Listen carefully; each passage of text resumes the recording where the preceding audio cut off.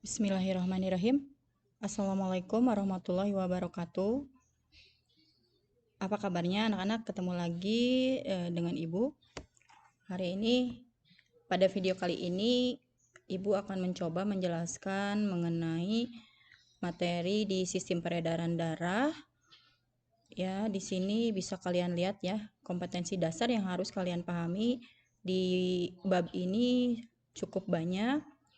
Tapi untuk video kali ini Ibu khusus akan membahas mengenai penggolongan darah dan mekanisme pembekuan darah. Ya. Mungkin kalian sudah pernah, bukan mungkin ya, karena memang di pertemuan sebelumnya, pertemuan pertama kalau tidak salah, kita sudah membahas tentang komponen darah. Salah satunya ada trombosit.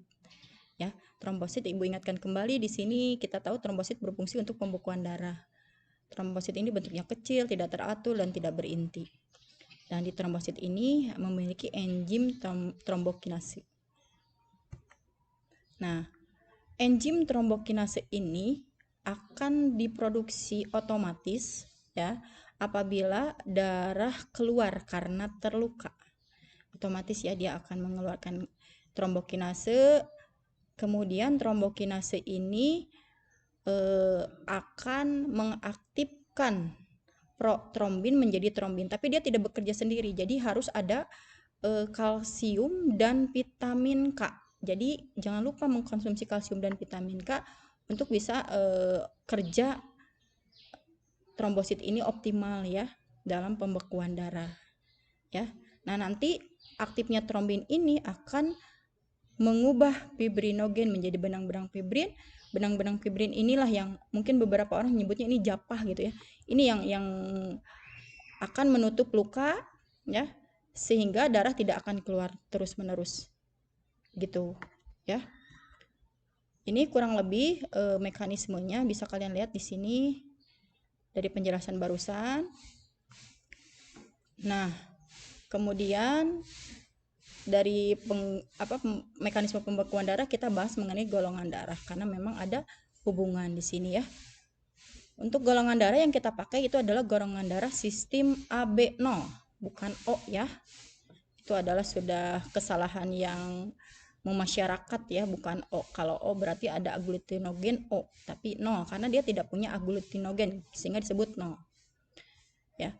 Kita pahami dulu bahwa orang yang memberikan darah kita sebut donor, orang yang penerima darah kita sebut resipien ya. Jadi dalam golongan darah ini pasti kita erat kaitannya dengan donor darah gitu. Sehingga kalian harus memahami kalau kalian golongan darahnya apa, nanti kalau sewaktu-waktu membutuhkan darah harus nyari ke orang yang seperti apa, karena tidak bisa semua orang meskipun katanya 0 itu donor universal. Ya. Jadi di sini kita pakai sistem golongan darah itu sistem AB0 dan ada lagi satu yang harus diperhatikan yaitu faktor resus. Nanti kita bahas satu persatu di AB0 dulu. Di AB0 kita tahu di darah itu ada yang namanya agglutinogen. Agglutinogen ini adalah zat protein darah yang menempel pada permukaan membran eritrosit yang dapat digumpalkan oleh agglutinin. Ya, agglutinogen disebut juga antigen. Ini dapat merangsang tubuh menghasilkan antibodi dalam plasma darah. Agglutinogen itu ada dua, A dan B. Jadi nggak ada O ya, adanya A dan B saja.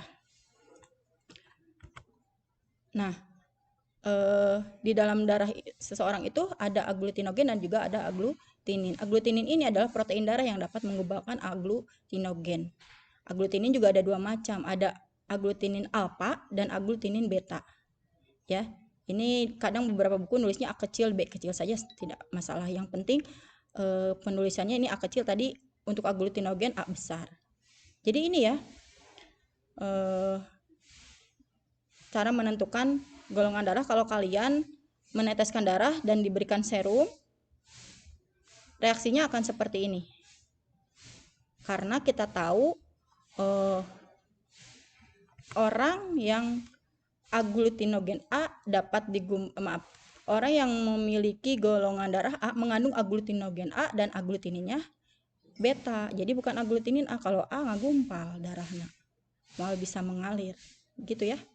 Golongan darah B mengandung aglutinogen B dan aglutininnya alfa.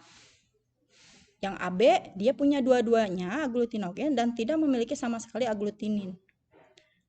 Sehingga kadang beberapa orang menyebutnya ini sebagai resipien universal karena dia bisa nerima dari mana-mana.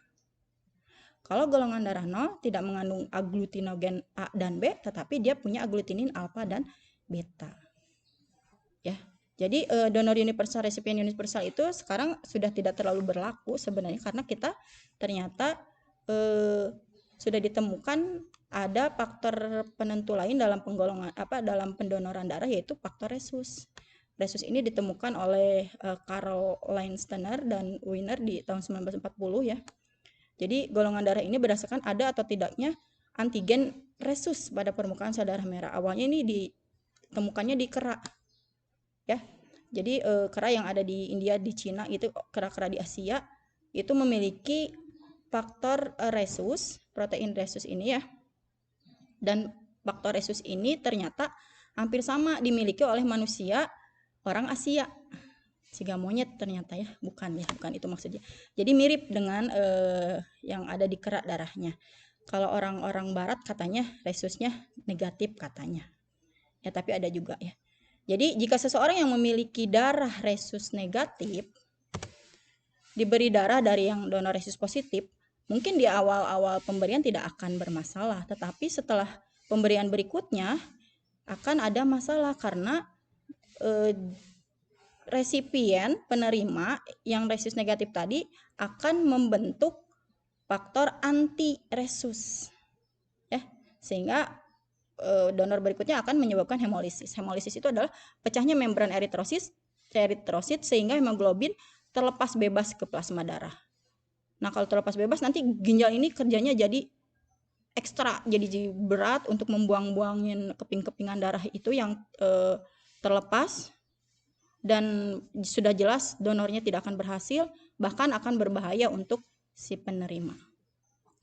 Itu ya, jadi untuk penggolongan darah ini yang harus diperhatikan, tidak hanya dia golongan A, B saja ya. Negatif dan positifnya harus diperhatikan di dalam tabel transfusi darah berikut ini. Ya, demikian penjelasan dari Ibu, semoga bermanfaat.